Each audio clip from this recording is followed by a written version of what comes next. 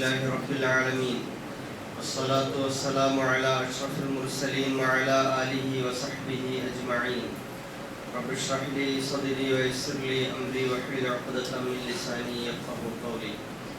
أعوذ بالله من الشيطان الرجيم. بسم الله الرحمن الرحيم. إنما المؤمنون الذين آمنوا بالله ورسوله ثم لم يرتابوا وجاهدوا بأموالهم وأنفسهم في سبيل الله أولئك هم الصادقون. صدق الله العظيم. ബഹുമാന്യരായ സഹോദരന്മാരെ, സത്യവിശ്വാസികൾ, ജീവിതത്തിൻ്റെ നാനാമേഖലകളിലും സർവശക്തനായ അല്ലാഹു സുബ്ഹാനഹു വ തആലയെ സൂക്ഷിച്ച് ജീവിക്കാൻ, അതോടൊപ്പം അവൻ്റെ അന്ത്യദൂതൻ മുഹമ്മദ് റസൂലുള്ളാഹി സ്വല്ലല്ലാഹു അലൈഹി വസല്ലമയുടെ ജീവിത മാതൃകകൾ ജീവിതത്തിൽ പകർത്തി ജീവിക്കുവാൻ അല്ലാഹു നാം ഏവരെയും സഹായിക്കുമാറാകട്ടെ. നമ്മിൽ നിന്നും മരണപ്പെട്ടു പോയ നമ്മുടെ മാതാപിതാക്കൾ, ബന്ധുമിത്രാദികൾ, കൂട്ടുകുടുംബാദികൾ, സ്നേഹിതന്മാർ, സഹപ്രവർത്തകർ, ഉറ്റവരുടെയവർ എല്ലാവർക്കും, സർവോപരി നമ്മുടെ ഗുരുവര്യന്മാർ എല്ലാവർക്കും അല്ലാഹു വിശാലമായ മഗ്ഫിറത്തും റഹ്മത്തും നൽകി അനുഗ്രഹിക്കുമാറാകട്ടെ. അവർക്ക് അല്ലാഹു ജന്നാത്തുൽ ഫിർദൗസ് നൽകി അനുഗ്രഹിക്കുമാറാകട്ടെ. നമ്മുടെ കൂട്ടത്തിൽ ഇപ്പോഴും പലരും മാരകമായ രോഗങ്ങൾ പിടിപെട്ട് ഹോസ്പിറ്റലുകളിലാണ്, മാരകമായ രോഗങ്ങൾ പിടിപെട്ട് ചികിത്സകളിലാണ്, വേദനയിലാണ്, കഷ്ടപ്പാടിലാണ്. വലിയ വലിയ രോഗശമനങ്ങൾ പ്രതീക്ഷിച്ച് കഴിയുകയാണ്. റഹ്മാനായ റബ്ബ് അവരുടെ എല്ലാ രോഗങ്ങളും പരിപൂർണമായി ഷിഫയാക്കി കൊടുക്കുമാറാകട്ടെ. ആജിലായ മുസ്തമിറായ താമായ ഷിഫ നൽകി അവരെല്ലാം അല്ലാഹു സന്തോഷിപ്പിക്കുമാറാകട്ടെ.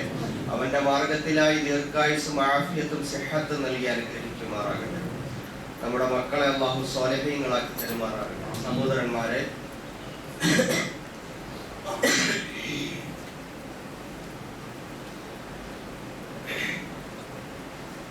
നമ്മുടെ കാതലായ നമ്മുടെ സമ്പത്ത്, ധനം എന്നത് ഈമാൻ.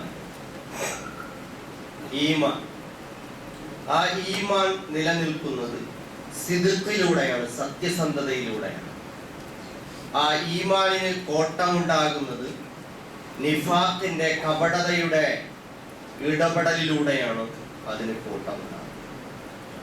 ഇസ്ലാമിക ചരിത്രത്തിൽ നമ്മൾ പരിശോധിച്ചു നോക്കുമ്പോൾ, ഇപ്പോൾ റജബ് മാസമാണ്, മെഹറാജിന്റെ അനുസ്മരണങ്ങൾ നടത്തുമ്പോൾ അതിലെ പ്രധാനപ്പെട്ട ഒരു ഭാഗം നമ്മുടെ ശ്രദ്ധയിൽപ്പെടും. നബി സല്ലല്ലാഹു അലൈഹി വസല്ലം ഒരു പാതിരാവിന്റെ നിശബ്ദതയിൽ ജിബ്രീൽ അലൈഹിസ്സലാമിന്റെ പ്രത്യേകതരം വാഹനത്തിൽ മക്കയിൽ നിന്ന്, ഹറമിൽ നിന്ന് ബൈത്തുൽ മുഖദ്ദസിലേക്കും അവിടെ നിന്നും 7 ആകാശങ്ങൾ താണ്ടി അള്ളാഹുവിന്റെ സവിധത്തിലേക്കും യാത്ര പോയ സംഭവം.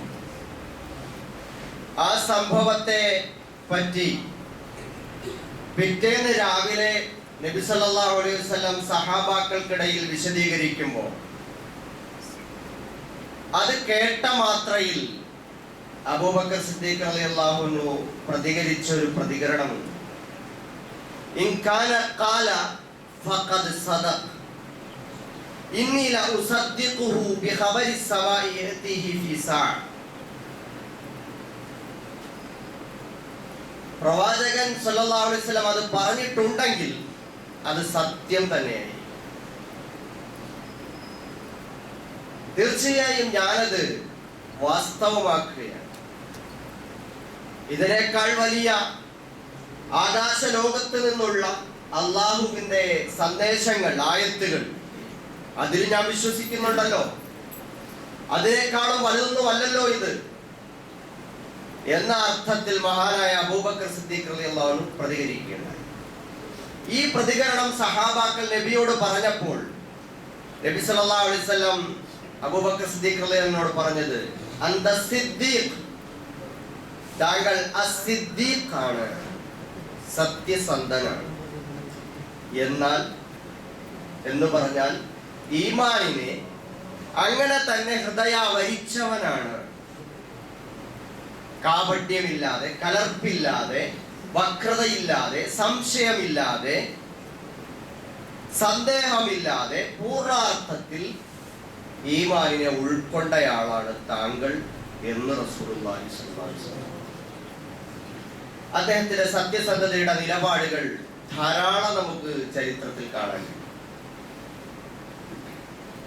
സഹോദരന്മാരെ, അബൂബക്കർ സിദ്ദീഖ് റളിയല്ലാഹു അൻഹു മാത്രമല്ല, സഹാബാക്കളെല്ലാം നബി സല്ലല്ലാഹു അലൈഹി വസല്ലമിനോട് അങ്ങേയറ്റം ഇടപഴകി ജീവിക്കുമ്പോൾ അവിടുത്തെ വർത്തമാനങ്ങൾ, സന്ദേശങ്ങൾ, ഖുർആൻ ആയത്തുകൾ, വിശദീകരണങ്ങൾ ഇതെല്ലാം കേൾക്കുമ്പോൾ അതിനെ അങ്ങനെ തന്നെ സത്യസന്ധമായി വിശ്വസിച്ചിരുന്നവരാണ്. ഒരിക്കൽ ഹല്ലല റളിയല്ലാഹു തആല ഓടിക്കിതച്ചു വന്നിട്ട് അബൂബക്കർ സിദ്ദീഖ് റളിയല്ലാഹു അൻഹുവോട് നിൽപ്പുണ്ട്. അദ്ദേഹത്തിന്റെ മുമ്പിൽ വെച്ച് പരിസരബോധം മറന്ന് വിളിച്ചു പറയുകയാണ്, നാഫഖ ഹല്ലല, ഹല്ലല മുനാഫിഖായിരിക്കുന്നു, ഹല്ലല മുനാഫിഖായിരിക്കുന്നു എന്ന് സ്വന്തത്തെ പറ്റി വെപ്രാളപ്പെട്ടുകൊണ്ട് പറയുന്നു. ഓടി വന്ന അബൂബക്കർ സിദ്ദീഖ് റളിയല്ലാഹു അൻഹു ചോദിച്ചു, അല്ല ഹല്ലല, എന്തു പറ്റി? താങ്കൾ മുനാഫിഖായെന്ന് പറയാൻ കാരണം എന്താണ്? അപ്പോൾ അദ്ദേഹം അബൂബക്കർ സിദ്ദീഖ് റളിയല്ലാഹു അൻഹുവോട് പറഞ്ഞു, നമ്മളെ നബിയുടെ അടുക്കലായിരിക്കുമ്പോൾ സ്വർഗവും നരകവും ഒക്കെ നേരിട്ട് കണ്ടതുപോലെ നമുക്ക് അനുഭവപ്പെടാറുണ്ട്. നമ്മൾ ഈമാനിന്റെ ഉയർന്ന അവസ്ഥയിലായിരിക്കും. പക്ഷേ വീട്ടിലേക്ക് പോയാൽ ഭാര്യയായി, മക്കളായി, മറ്റ് ജീവിത കാര്യങ്ങളായി അതിലൊക്കെ നമ്മൾ അങ്ങനെ ഏർപ്പെട്ട് കഴിയുമ്പോൾ നമ്മുടെ ഈമാൻ അവിടെ താഴ്ന്നു പോവുകയാണ്. ഇതൊരു കപടതയല്ലേ എന്ന് എനിക്ക് തോന്നിപ്പോവുകയാണ്. അബൂബക്കർ സിദ്ദീഖ് റളിയല്ലാഹു അൻഹു ആശയക്കുഴപ്പമായി, സംശയമായി. ഞാനും അങ്ങനെയാണല്ലോ. അങ്ങനെ രണ്ടുപേരും കൂടി നബി സല്ലല്ലാഹു അലൈഹി വസല്ലമയുടെ അടുക്കൽ ചെന്നു. നബി സല്ലല്ലാഹു അലൈഹി വസല്ലമയോട് കാര്യങ്ങൾ പറഞ്ഞു. റസൂലുള്ളാഹി സ്വല്ലല്ലാഹു അലൈഹി വസല്ലം അന്നേരം അവർക്കൊരു മറുപടി കൊടുത്തു, വല്ലദീ നഫ്സി ബിയദി ലൗ തദൂമുന അലാ മാ തകൂനുന ഇൻദി, എന്റെ ആത്മാവ് ഉടമപ്പെടുത്തിയവനാണ് സത്യം, നിങ്ങൾ എന്റെ അടുക്കൽ കഴിയുന്നത് പോലുള്ള ഈമാനിക അവസ്ഥയിലും ദിക്റിലുമായി നിങ്ങൾ കഴിഞ്ഞാൽ ലസാഫഹത്തുകുമുൽ മലായിക അലാ ഫുർഷിക്കും വഫി തറഫിക്കും, നിങ്ങളുടെ വഴിയോരങ്ങളിലും വഫി തുറുഖിക്കും, നിങ്ങളുടെ വഴിയോരങ്ങളിലും നിങ്ങളുടെ വിരിപ്പുകളിലും വന്ന് മലക്കുകൾ നിങ്ങളെ ഹസ്തദാനം ചെയ്ത് ആശ്ലേഷിക്കുമായിരുന്നു. വലകിൻ യഹല്ലല സാഅതൻ സാഅ, പക്ഷേ ഹല്ലല, ജീവിതം എന്നത് മണിക്കൂറുകളുടെ ഇടവേളകളിൽ വ്യത്യസ്തമായ അവസ്ഥകൾ ഉള്ളതാണ് എന്ന് സൂചിപ്പിച്ചുകൊണ്ട് റസൂലുള്ളാഹി സ്വല്ലല്ലാഹു അലൈഹി വസല്ലം ഓർമ്മിപ്പിക്കുകയാണ്.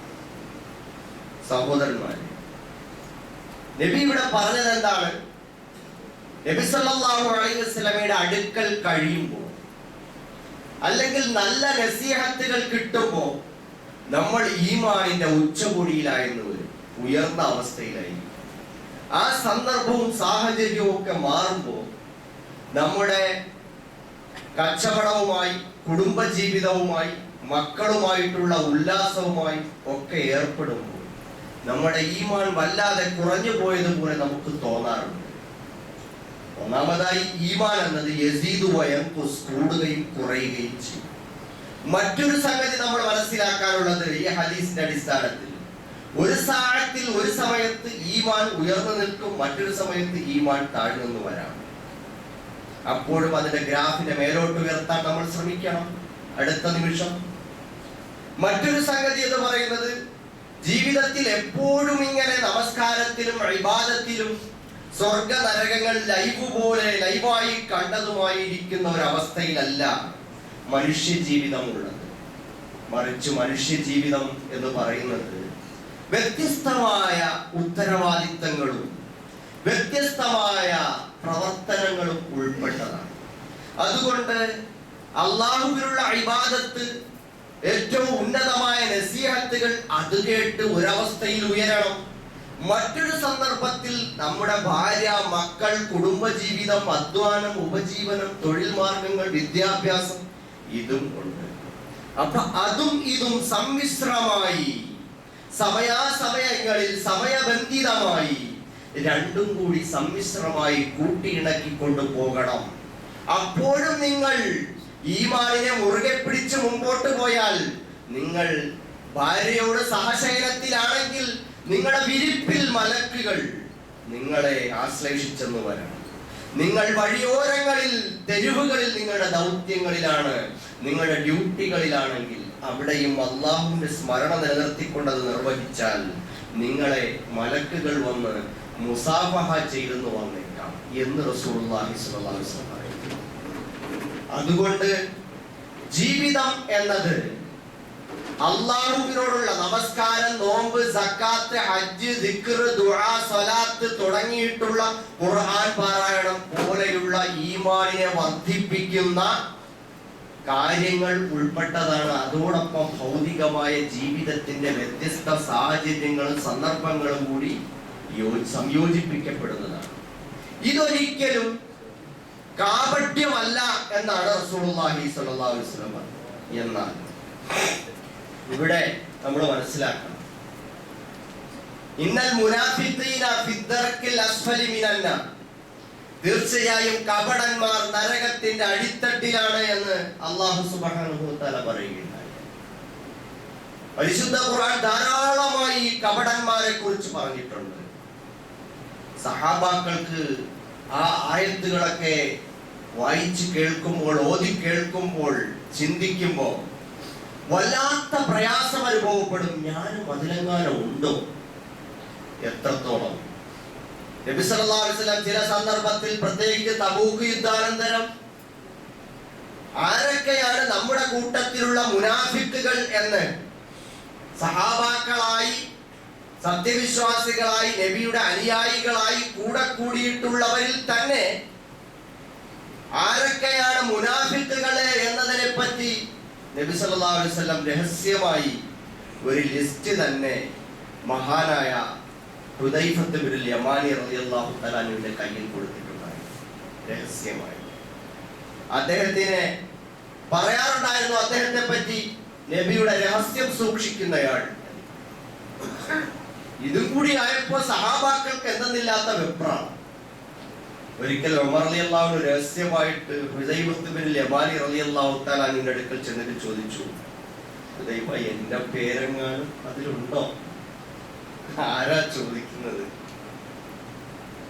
ഈമാൻ അങ്ങേയറ്റം ഏറ്റവും ഉച്ചസ്ഥായിയിലെത്തിയ, ഈമാനിന്റെ എല്ലാവിധ സമർപ്പണങ്ങളും നടത്തി കഴിഞ്ഞിട്ടുള്ള മഹാനായ സഹാബി ഉമറുൽ ഫാറൂഖ് റളിയല്ലാഹു തആല ചോദിക്കുക. ഇതേപോലെ തന്നെ അബൂ ദർദാ റളിയല്ലാഹു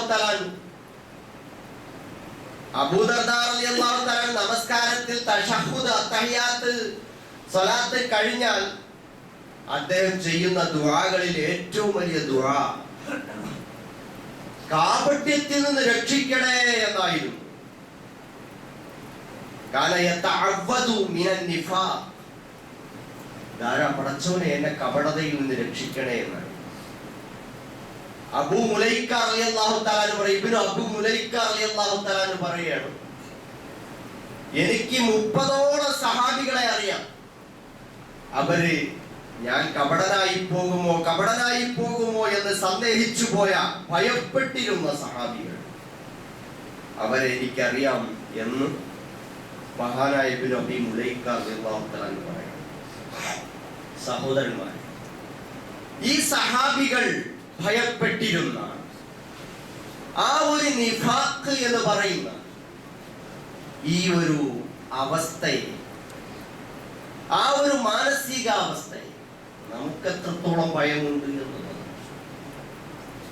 അബൂബക്കർ സിദ്ദീഖ് റളിയല്ലാഹു അൻഹു, ഉമർ റളിയല്ലാഹു തആല അൻഹു, അബൂ ദർദാ റളിയല്ലാഹു തആല അൻഹു തുടങ്ങിയുള്ള സമർപ്പിതരായ വീര സഹാബികൾ, അവർക്കൊക്കെ ഞങ്ങളെങ്ങാനും മുനാഫിക്കുകളിൽ പെട്ടുപോകുമോ എന്ന് സംശയിച്ചിരുന്നെങ്കിൽ നമുക്ക് എത്രത്തോളം ആ വിഷയത്തിൽ ഭയമുണ്ട്, അല്ലെങ്കിൽ ഒരു ആത്മപരിശോധനയുടെ സ്വഭാവത്തിൽ ഈമാനിനെ വർദ്ധിപ്പിക്കാൻ ശ്രമിക്കുന്നു, എന്ത് ധൈര്യത്തിലാണ് നമ്മൾ മുമ്പോട്ട് പോകുന്നത് എന്ന് നമ്മൾ ഓരോരുത്തരും അസ്വസ്ഥതപ്പെടേണ്ട ഒരു സന്ദർഭമാണ്. കാരണം നമ്മുടെ സമൂഹത്തിൽ ഇപ്പോൾ മലക്കം മറിച്ചിലുകൾ ഉണ്ടായിക്കൊണ്ടിരിക്കും. ഏത് ഷിർക്കും കുഫറും ഏത് അന്ധവിശ്വാസങ്ങളോടും രാജിയാവാൻ യാതൊരു മടിയുമില്ലാത്ത ഒരു സാമൂഹികമായ അവസ്ഥ നമ്മുടെ മുമ്പിലുണ്ട്. ഇസ്ലാമിനെ ടാർഗറ്റ് ചെയ്തുകൊണ്ട് ബാഹ്യ ശക്തികൾ പ്രവർത്തിക്കുമ്പോൾ അവർക്ക് മുമ്പിൽ അതിജീവനം എന്ന അർത്ഥത്തിൽ ഞാൻ അതിനോട് സന്ധിയായാൽ എന്താണ് പ്രശ്നം? ഇന്നൊരു സഹോദരൻ എന്നോട് ചോദിച്ചത്, ഞാൻ പണിയെടുക്കുന്ന ഷോപ്പിൽ അവിടെ വിഗ്രഹത്തിന്റെ ഏതാനും വിഗ്രഹങ്ങൾ, പ്രതിഷ്ഠകൾ, ചിത്രങ്ങളുണ്ട്. അവിടെ എനിക്ക് അയാൾ എന്നോട്, അതിന്റെ ഓണർ എന്നോട് പറയുന്നത്, അതിന്റെ മുന്നിൽ തിരി കത്തിച്ചു വെക്കണം, അതിന്റെ മുമ്പിൽ പൂക്കളിടണം എല്ലാ ദിവസവും എന്നാണ്. ഞാൻ അങ്ങനെ ചെയ്താൽ വല്ല കുഴപ്പവുമുണ്ടോ ഉസ്താദെ എന്നാണ് ചോദ്യം. അത്യാവശ്യം ദീനും കൂടി കുറച്ചൊക്കെ പഠിച്ചിട്ടുള്ള ഒരു സഹോദരനാണ്. പക്ഷേ ഇതേപോലെ സാമൂഹികമായ സമ്മർദ്ദം, ഒരു ഭാഗത്ത് വിളിക്കടാ ജയ് ശ്രീരാം എന്ന് പറയുന്നു, മറുഭാഗത്ത് ഇതേപോലെയുള്ള അവസ്ഥകളെ നമ്മൾ ധാരാളമായി കാണും. അരവണ പായസത്തിന് എന്താണ് പ്രശ്നം എന്ന് ചോദിക്കുന്ന ചെറിയ ചെറിയ ചോദ്യങ്ങളായി തോന്നാം. അതേപോലെ വലിയ വലിയ നിലയിൽ ഈ കുഫറിന്റെ ഷിർക്കിന്റെ ശക്തികളോട് എല്ലാ വിധത്തിലും സന്ധിയാകുന്ന അവസ്ഥകൾ നമ്മൾ കണ്ടുകൊണ്ടിരിക്കും. അതിന് സാംസ്കാരികമായ വശങ്ങളുണ്ടാകാം, രാഷ്ട്രീയമായ വശങ്ങളുണ്ടാകാം, സാമൂഹികമായ വശങ്ങളുണ്ടാകാം. ഇതിനോടൊക്കെ തന്നെയും യാതൊരു അറപ്പുമില്ലാതെ സന്ധിയാകുന്ന അവസ്ഥകൾ നമ്മൾ കണ്ടുകൊണ്ടിരിക്കും. ഇവിടെയാണ് നമ്മൾ നിഫാഖ് എന്താണ്, നമ്മൾ മുനാഫിക്കായി പോകുമോ എന്ന സന്ദേഹങ്ങൾക്ക്, ആത്മപരിശോധനകൾക്ക് നമുക്ക് ഇവിടെ ഇടമുണ്ടാകും. ഞാൻ പറഞ്ഞു, സഹാബാക്കൾ ഭയപ്പെട്ടിരുന്ന നിഫാഖ് അത് നമുക്കെന്തുകൊണ്ട് ഭയമില്ലാതെ പോകും? നമ്മൾ മുഅ്മിനീങ്ങളാണ് എന്ന അർത്ഥത്തിൽ നമുക്ക് ഇത്ര ധൈര്യം എവിടെ നിന്ന് കിട്ടി? നമ്മൾ എന്താണ് അതിനുള്ള തെളിവായി കണ്ടുവച്ചിട്ടുള്ളത്? ഞാൻ മുഅ്മിനാണ് എന്നതിന് എന്താണ് എൻ്റെ കയ്യിലുള്ള തെളിവ്? ഒരു ആത്മപരിശോധനയുടെ ഒരു സ്വകാര്യ കൂടിക്കാഴ്ചയ്ക്ക് മുമ്പിൽ നമ്മുടെ തെളിവ് നിരത്താൻ ഇരിക്കുകയാണെന്ന് വെച്ചാൽ എന്താ നമുക്ക് പറയാം? നമ്മൾ പറയുമായിരിക്കും, എനിക്ക് അല്ലാഹുവിലും ആഖിറത്തിലും വിശ്വാസമുണ്ട് എന്ന് നമ്മൾ പറയും. പക്ഷെ നമ്മൾ ആലോചിക്കണം, നമ്മൾ നിരത്തുന്ന തെളിവുകൾ ദുർബലമായി പോകുന്നുണ്ട്. ഈ തെളിവ് എത്രത്തോളം പ്രബലമാണ് നമ്മുടെ മാനസികാവസ്ഥയെ സംബന്ധിച്ചിടത്തോളം? നിങ്ങൾ നോക്കൂ, നമ്മൾ ഈ ഖുർആൻ പറഞ്ഞ മുനാഫിക്കുകൾ എന്ന് പറഞ്ഞ ഈ ആളുകൾ, നരകത്തിന്റെ അടിത്തട്ടിലാണെന്ന് പറഞ്ഞ ആളുകൾ എന്താ? അവർ അല്ലാഹുവിലും റസൂലിലും ആഖിറത്തിലൊന്നും വിശ്വസിക്കാതെ നടന്ന ആളുകളായിരുന്നു. അവരങ്ങനെയൊന്നും വാദിച്ചിട്ടില്ലേ? ഖുർആൻ പറയുന്നുണ്ട്, വമിനൻ നാസി മൻ യഖൂലു ആമന്നാ ബില്ലാഹി വബിൽ യൗമിൽ ആഖിർ വമാ ഹും ബിമുഅ്മിനീൻ. അവർ പറയുന്നു, ജനങ്ങളിൽ ചിലർ പറയുന്നു, ഞങ്ങൾ അല്ലാഹുവിൽ വിശ്വസിച്ചിരിക്കുന്നു, ആഖിറത്തിൽ ഞങ്ങൾക്ക് വിശ്വാസമുണ്ട്, പക്ഷേ അവർ വിശ്വാസികളല്ല. ഇതേപോലെ കേവലം പറച്ചിലാണോ നമ്മുടെ പറച്ചിലെന്ന് ആലോചിക്കണം. അവരും അങ്ങനെയാണ് പറഞ്ഞിരുന്നത്, നമ്മളും പറയുന്നു. രണ്ടാമതൊരു ചോദ്യം ചോദിച്ചാൽ, ഒരു ഉപചോദ്യം ചോദിച്ചാൽ, നമ്മുടെ ഈമാൻ അല്ലാഹുവിനെ പറ്റി, ആഖിറത്തെ പറ്റി തകർന്നു വീഴുന്നതാണോ എന്ന് പരിശോധിക്കാം. രണ്ടാമത് നമ്മൾ കണ്ടുവച്ചിട്ടുള്ള തെളിവെന്തായിരിക്കും?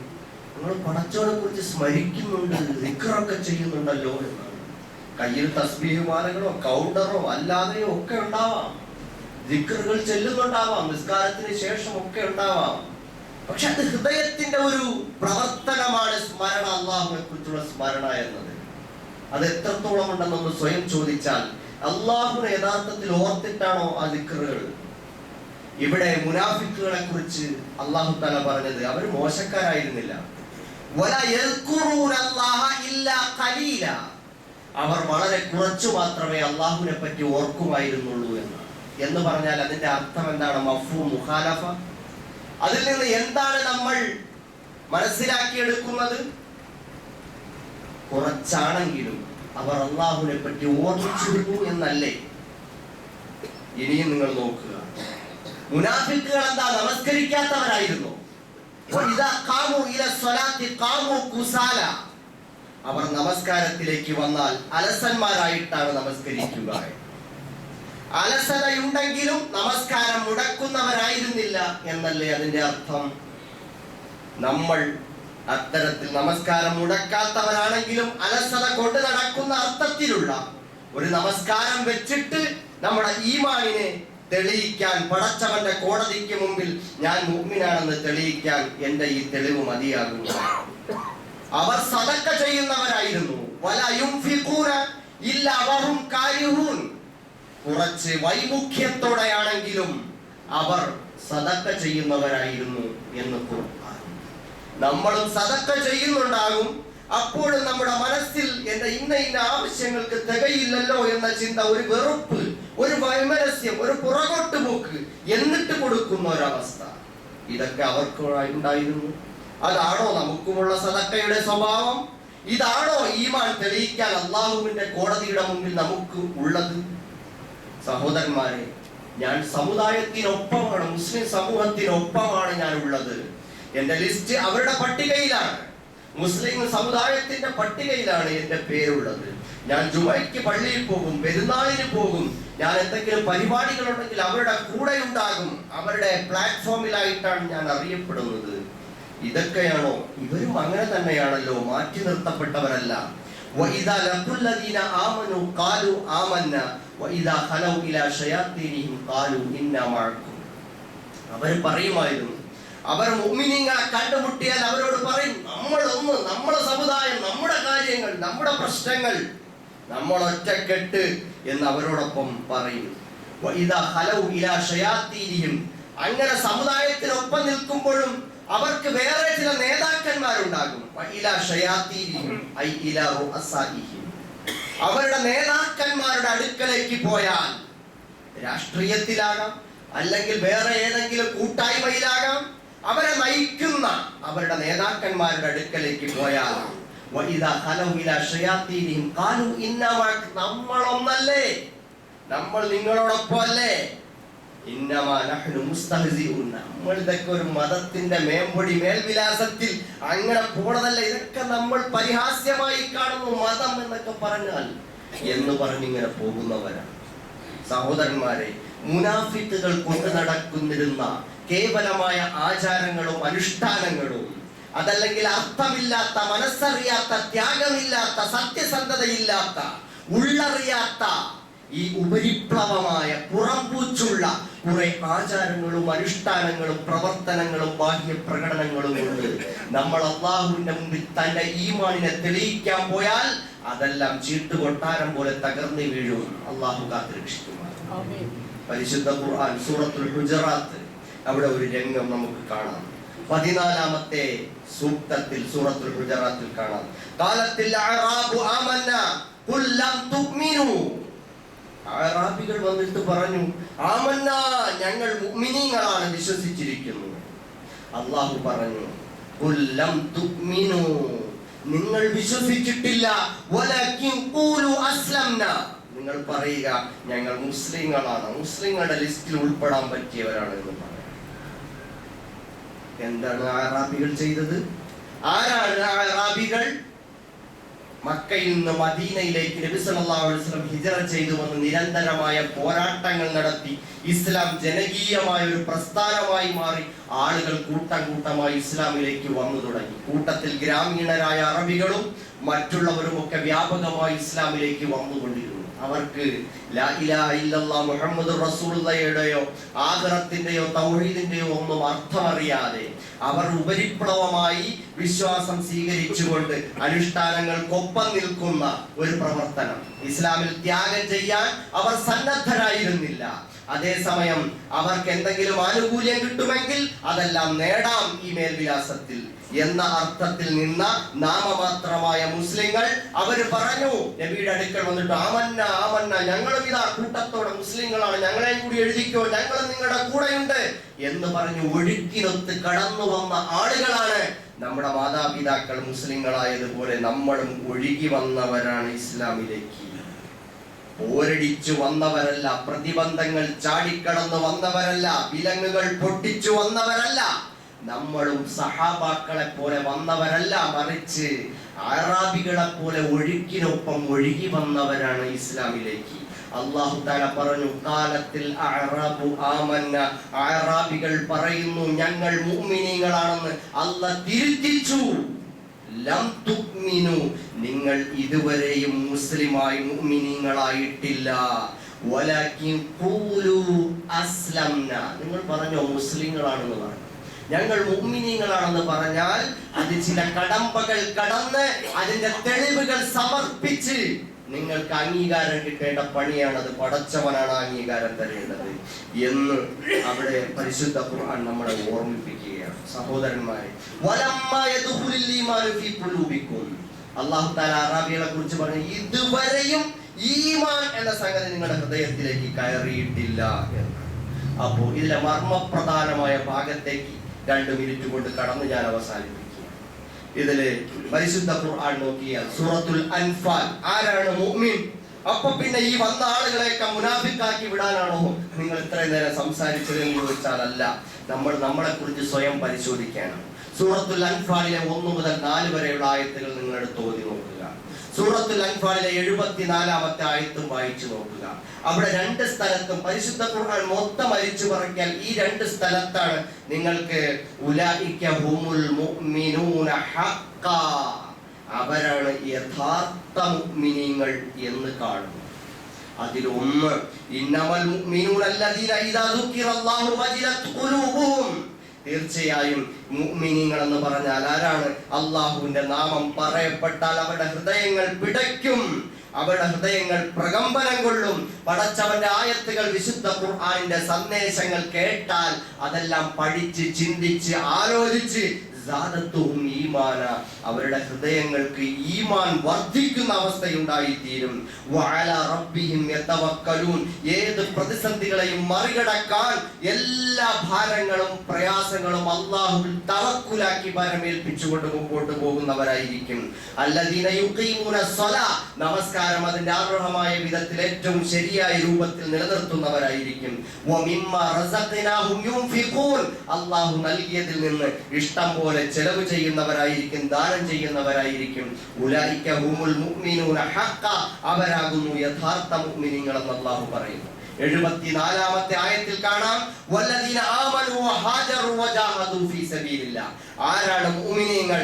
തീർച്ചയായും അല്ലാഹുവിലും അന്ത്യദിനത്തിലും പരലോകത്തിലും വിശ്വസിക്കുന്നവർ, അല്ലാഹുവിന്റെ റസൂലിൽ വിശ്വസിക്കുന്നവർ.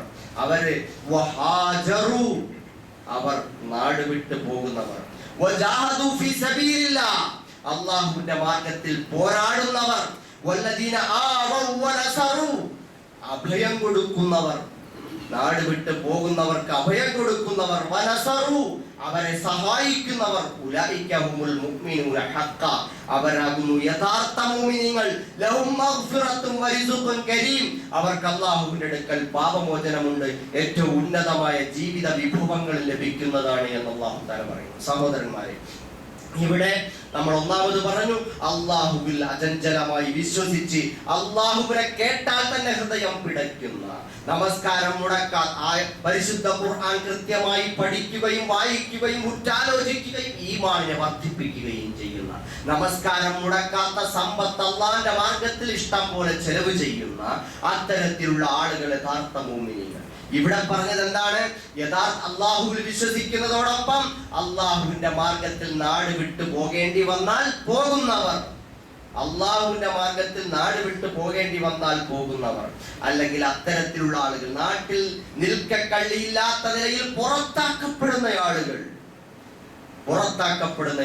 വജാഹദു ഫീ സബീലില്ലാഹ്, പടച്ചോന്റെ മാർഗ്ഗത്തിൽ ഓരോ ജിഹാദ് എന്ന് പറഞ്ഞാൽ എന്താണ്? ഓരോ സന്ദർഭത്തിനും സാഹചര്യത്തിനും അനുസരിച്ച് അള്ളാഹുവിന്റെ ദീനിന്റെ നിലനിൽപ്പിനും അതിന്റെ വളർച്ചയ്ക്കും അതിന്റെ ഉയർച്ചയ്ക്കും ആവശ്യമായ ആത്മാർത്ഥമായ ത്യാഗപൂർണമായ നിലപാടുകൾ എടുത്തുകൊണ്ട് അഭിമാനത്തോടെ നിലയുറപ്പിക്കുന്ന ഒരു പ്രവർത്തനമാണ് ജിഹാദ് എന്ന് പറയുന്നത്. സഹോദരന്മാരെ, ആ അർത്ഥത്തിൽ ജിഹാദ് ചെയ്യുന്ന ആളുകൾ, അതേപോലെ തന്നെ അഭയാർത്ഥികളായ ആളുകൾക്ക് അഭയം കൊടുക്കുന്നവർ. നമ്മുടെ ഈ നാട്ടിൽ പൗരത്വം നിഷേധിക്കപ്പെടുന്ന ഒരു അവസ്ഥയുണ്ടാകുമ്പോൾ അവിടെ നിന്ന് കുറെ ആളുകൾ ആ അർത്ഥത്തിൽ ആ നാട് നഷ്ടപ്പെട്ടു പോകുന്ന ഹിജ്റയുടെ ഒരു അവസ്ഥയിലേക്ക് ഒരു വിഭാഗം തള്ളപ്പെടുന്ന അവസ്ഥയുണ്ടാകാം. അതേപോലെ തന്നെ നമ്മുടെ ഈ കാലത്ത് ചിന്തിക്കുമ്പോൾ അത്തരത്തിലുള്ള ആളുകൾക്ക് അഭയം നൽകാൻ, അവർക്ക് സഹായം നൽകാൻ, അത് ഏറ്റവും ഉന്നതമായ ഈമാന്റെ അവസ്ഥയാണ് എന്ന് ഇവിടെ അല്ലാഹു തആല പറയുകയാണ്.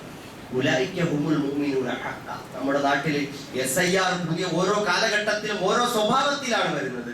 ഈ കാലഘട്ടത്തിൽ നമ്മുടെ നാട്ടിൽ നിന്ന് ആളുകളെ പുറത്താക്കാൻ ശ്രമിക്കുമ്പോൾ പുറത്താക്കപ്പെടുന്ന ആളുകൾ ഒരു ഹിജ്റയുടെ മനോഭാവത്തിൽ എങ്ങോട്ട് പോകാനാണ് എന്ന് അഭയം നഷ്ടപ്പെട്ട് നിൽക്കുന്ന ആളുകൾ, അവർക്ക് ധൈര്യം കൊടുക്കാൻ, അഭയം കൊടുക്കാൻ, സഹായം ചെയ്യാൻ, അതേപോലെ അസ്തിത്വ പ്രതിസന്ധി നേരിട്ട് നിൽക്കുന്ന ആളുകൾക്ക് എല്ലാവിധ ഒത്താശയും ചെയ്യാൻ അതിനുവേണ്ടി മുന്നോട്ട് വരുന്ന ആളുകൾ, ഇവരൊക്കെയാണ് യഥാർത്ഥത്തിലുള്ള മുഅ്മിനീങ്ങളെന്ന് അള്ളാഹു സൂചിപ്പിക്കുകയാണ്. അതേപോലെ സൂറത്തുൽ ഹുജറാത്തിലെ 15-ാമത്തെ ആയത്ത് കൂടി നമ്മൾ പഠിക്കുമ്പോഴാണ് ഈ ആശയം നമുക്ക് ഈ വിഷയം ഇവിടെ പൂർത്തിയാകുന്നത്.